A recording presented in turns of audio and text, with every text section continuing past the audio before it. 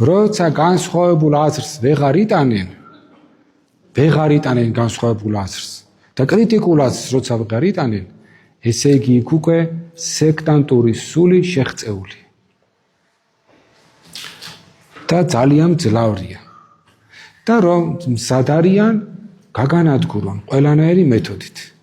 შესაბამისად, რომელ სიწმინდეზე ვსაუბრობთ, რომელ ქრისტიანობაზე ვსაუბრობთ, რომელ ადამიანობაზე ვსაუბრობთ, როცა განსხვავებული აზრის და კრიტიკული აზრის გამოც კი, რაც ჩემი კონსტიტუციური უფლება და საღვთო უფლება ღმერთის გამბოძებულია, რომ ვიაზრონო, იმის გამოთქმის უფლებასაც გიგრძალავენ, თუ არ გიგრძალავენ, გაშინებენ. აი საცხოვრობთ. და ეს ახალი არ არის სამწუხაროდ, მაგრამ შევეგუეთ ჩვენ ამას. შევეგუეთ და ამასთან შემგუებლობა ნიშნავს, რას ნიშნავს? მონობაზე თანხმობას.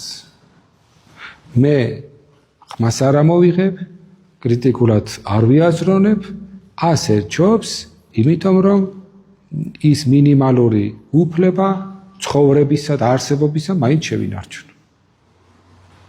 თორე ვაიდა ისიც ამერიოს ის მინიმალური კომფორტი რაც მაქვს. აი სადავართ მისულები.